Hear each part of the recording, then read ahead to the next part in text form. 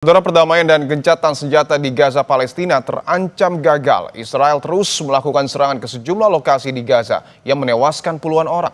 Amerika Serikat sejauh ini masih berdiam diri. Bagaimana kelanjutan proses perdamaian di Gaza? Apakah PBB dan negara-negara dunia internasional bisa berkontribusi dengan nyata? Siapa yang harus memimpin proses perdamaian di Gaza? Kita bahas bersama Guru Besar Hukum Internasional UI, Prof. Hikmahanto Juwana. Prof. Hikmahanto, selamat petang.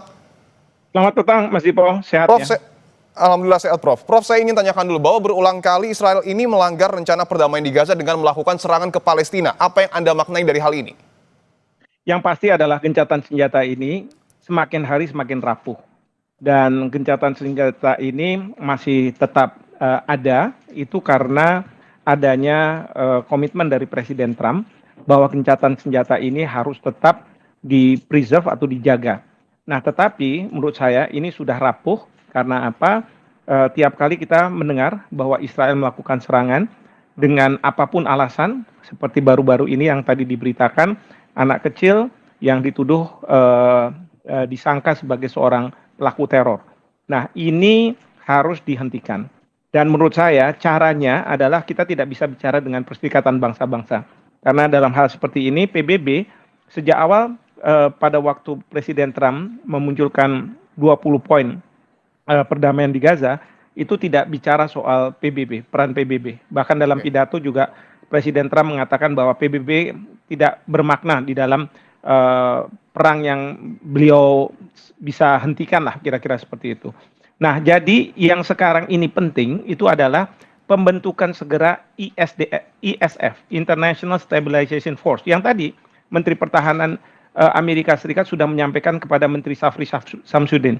Jadi ingat, ya, pasukan ini tidak merupakan pasukan Perserikatan Bangsa-Bangsa.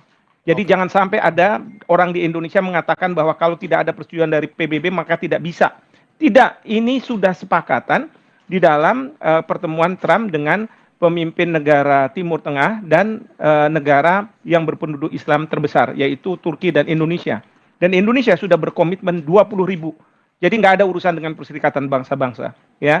Jadi ini sangat menyesatkan kalau misalnya ada yang mengatakan bahwa kita harus dapat persetujuan dari Perserikatan Bangsa-Bangsa dulu untuk mengirim pasukan perdamaian. Bukan itu intensinya. Baik, tapi begini Prof, bahwa gencatan senjata yang kemudian sebelumnya juga diinisiasi Amerika Serikat, tadi Prof juga sudah menyebut bahwa sudah rapuh. Di sisi lain, Amerika juga mengatakan bahwa peran PBB tidak bermakna. Lantas siapa yang kemudian harus dan mampu memimpin proses perdamaian di Gaza?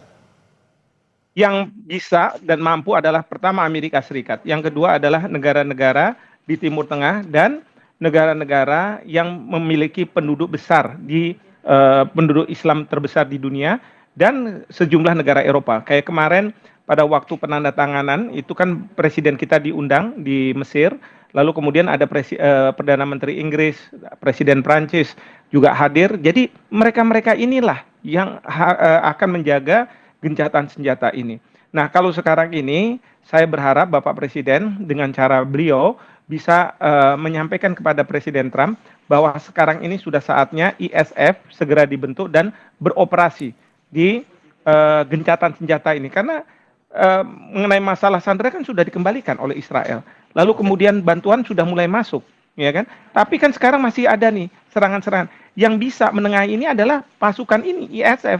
ISF ini kalau misalnya hadir di Gaza, maka dari pihak Israel kan nggak punya alasan lagi. Kalau dia menyangka bahwa ini pelaku teror, karena apa? Kita menjamin bahwa serangan dari Israel dari Palestina tidak akan diluncurkan. Demikian juga dari Israel juga jangan menyerang ke rakyat Gaza. Jadi sekali lagi ISF harus segera dibentuk. Dan tentu Bapak Presiden punya influence, ya, gimana caranya, apakah ke Presiden Prancis dulu ataukah ke Perdana Menteri Inggris, bahkan ke pemimpin-pemimpin di Timur Tengah untuk sampai ke Trump atau mungkin juga langsung ke Presiden Trump, seperti itu. Oke, bahwa pembentukan ISF ini menjadi hal yang penting, tetapi tadi disebutkan bahwa Amerika Serikat menjadi salah satu negara yang memiliki juga peranan yang sangat penting untuk perdamaian di Gaza. Tetapi sebelumnya, Prof, bahwa Amerika Serikat dalam tanda kutip sudah mengancam Israel akan melakukan tindakan ketika memang melanggar. Tetapi sampai dengan saat ini Israel terus melakukan penyerangan ke Palestina. Apakah bisa dikatakan Amerika kurang serius untuk kemudian menekan Israel? Nah, ini makanya kalau misalnya seperti ini kan saling tuduh. Hamas mungkin mengatakan bahwa Israel duluan yang menyerang, atau misalnya Israel akan mengatakan bukan karena ini tindakan Hamas. Tapi dengan adanya pasukan ISF ini yang ada di Gaza, maka ini tidak dihilangkan Oke, potensi-potensi yang saling tuduh-menuduh ini. Itu satu. Dan yang kedua, Presiden Trump juga tidak akan sekarang ini menyetujui apapun tindakan suka-sukanya Israel. Misalnya, Israel mau menganeksasi tepi barat dengan adanya rancangan undang-undang. Trump bilang enggak saya akan setujui dan kita akan tarik dukungan kita kalau misalnya benar-benar Israel melakukan hal tersebut. Akhirnya apa? Mundur kan? Nah, ini yang harus kita lakukan. oke. Jadi, saya minta deh dari pemerintah kita, tolong pengambil kebijakan berpikir dan bantu Bapak Presiden. Bapak Presiden itu banyak yang harus dipikirkan. Ada urusan EPEC, ada urusan ini. Masa kita nggak bisa bantu sih? Malah membuat Presiden harus berpikir, jangan-jangan kita tidak boleh mengirim pasukan karena tidak mendapat persetujuan atau dapat mandat dari Dewan Keamanan PBB. Kalau Dewan Keamanan PBB sekarang ini itu bisa gampang diveto oleh Amerika Serikat. Selesai itu urusan. Ya, tapi kan kita tahu dalam proses ini Amerika Serikat mengajak negara-negara di Timur Tengah, negara Eropa, kemudian negara Islam yang berpenduduk besar, tapi kan nggak mengajak Cina, tidak mengajak Rusia. Tapi kalau di PBB itu memperluas masalah. Oke. Jadi tolong dipikirkan itu. Oke, bahwa para pembantu presiden ini juga harus berperan aktif. Saya ingin tanyakan, sejauh ini menurut Anda, Prof, bagaimana peran dari Kementerian Luar Negeri kita terkait dengan hal ini? Ya, Kementerian Luar Negeri tentu harus menyiapkan segala sesuatunya. Saya juga tidak tahu persiapannya seperti apa, tetapi kita tidak perlu ke Dewan Keamanan PBB, jadi kita tidak perlu misalnya perwakilan kita di New York untuk berbicara mengenai masalah ini. Justru yang kita minta itu adalah perwakilan kita di Amerika Serikat. Jadi Kemlu harus minta ke duta besar kita untuk melakukan pendekatan dengan pemerintah Amerika Serikat. Lalu kemudian juga ke pemerintahan negara-negara di Timur Tengah. Lalu Kementerian Pertahanan harus bilang bahwa kita akan kirimkan ada tidak adanya resolusi dari Dewan Keamanan PBB, ya. Dan kemudian juga pasukan TNI juga harus sudah disiapkan 20.000 nih janji Bapak Presiden, dan jumlah 20.000 itu tidak kecil, yaitu sangat besar karena Amerika hanya berkomitmen sampai dengan 200 pasukan. Sementara dari Timur Tengah mungkin juga ada beberapa lagi.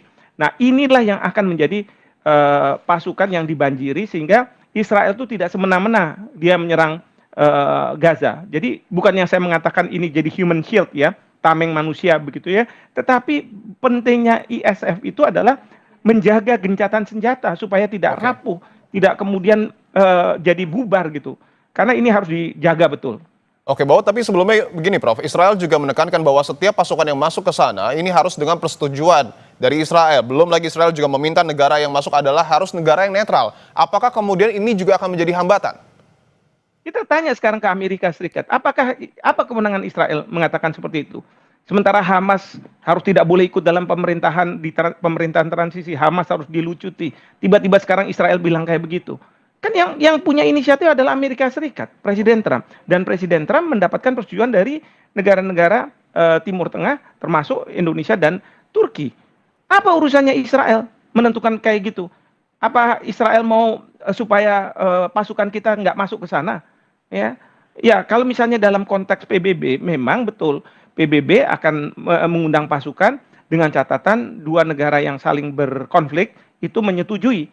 Tapi kalau yang sekarang ini lain, konteksnya bukan PBB. Jadi ada pejabat kita yang bilang ini harus dapat persetujuan dari PBB. Menurut saya itu salah, ya, itu salah. Ya, jangan membuat presiden jadi pusing lagi, mundur dari langkahnya. Oke, artinya peran Amerika Serikat juga ini menjadi penting untuk kemudian menekan Israel agar tentu tidak menyalahi aturan ketika ada tentara dari negara lain yang kemudian ingin menjaga perdamaian di sana. Betul sekali, itu Mas Dipo yang saya harapkan. Jadi pasukan kita itu bukan sebagai tameng manusia, tetapi yang membuat dari pihak Israel enggan untuk menyerang, dan Israel sudah tahu bahwa oke, kalau sudah ada pasukan ISF dari Indonesia misalnya atau dari mana negara, dia yang memastikan bahwa tidak ada serangan-serangan dari Hamas ke Israel. Karena itu yang dijaminkan oleh Bapak Presiden ya di dalam pidatonya terkait dengan keamanan Israel, kami yang menjamin, masyarakat internasional maksudnya. Oke, terakhir Prof, mungkin apa yang kemudian harus dilakukan oleh pemerintah Indonesia dalam waktu dekat untuk kemudian mengantisipasi turbulensi yang kemudian terjadi di Gaza agar tidak semakin parah?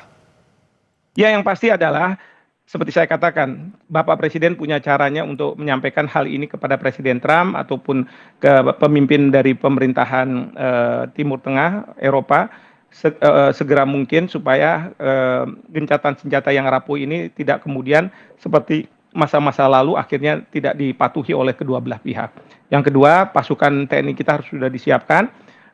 Ketika komunikasi dari Kementerian Luar Negeri dan perwakilan kita di luar negeri yang berkaitan untuk membicarakan bagaimana ISF ini segera hadir di Gaza, dan kemudian juga keempat, bantuan-bantuan makanan, minuman, dan obat-obatan segera masuk, bahkan kalau perlu Kementerian Pertahanan mengerahkan pasukan kesehatan ada di Gaza untuk mengobati rakyat Palestina yang ada di Gaza. Oke, Demikian. Prof, saya ingin tanyakan lagi, perlukah Indonesia kemudian menggandeng negara-negara yang memiliki sikap yang sama untuk berbicara kepada Amerika Serikat? Jika perlu, negara mana yang kemudian paling memungkinkan untuk bersuara bersama dengan Indonesia? Ya, itu bisa dilakukan seperti dengan Prancis, dengan Inggris, lalu dengan Mesir sebagai co-chair pada waktu Mesir kemarin, lalu dengan Turki, karena di New York waktu itu Presiden Trump berdampingan dengan Presiden Turki, lalu kemudian juga pemimpin dari Arab Saudi, UAE, untuk membicarakan masalah ini termasuk juga Yordania, dan kemudian menyampaikan kepada Trump bahwa ini penting sekali karena serangan-serangan yang dilakukan oleh Israel ini sudah membuat gencatan senjata yang rapuh ini semakin rapuh dan bisa-bisa ini tidak akan tegak gitu kira-kira. Dan tentu kita semua mendukung perdamaian yang kemudian terwujud di Gaza. Terima kasih Guru Besar Hukum Internasional UI, Prof. Hikmahanto Juwana telah bergabung di Kompas Petang. Terima kasih. Saudara, surat kabar Inggris The Guardian menyoroti perkembangan pembangunan